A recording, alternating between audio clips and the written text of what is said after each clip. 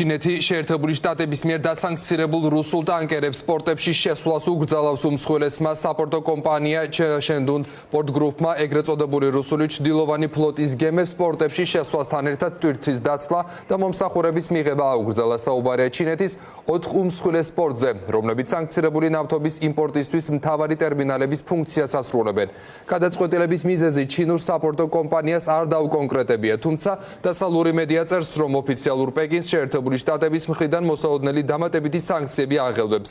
ცოტა ხნის წინ შეერთებული შტატების თავდაცვის დეპარტამენტმა შავსიაში შეიყვანა ნომერ 1 ჩინური გადამზიდი კომპანია სხვა ფირმებთან ერთად სამხედრო აქტივობებთან კავშირების გამო.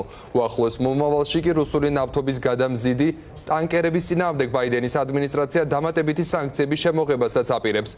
ეგრეთ წოდებულ რუსულ ჩრდილოვან ფლოტში 670-მდე ტანკერია, რომლებსაც სანქციების გვერდის ავლით რუსეთის, ვენესუელისა და ირანის საწვავი გადააქვთ.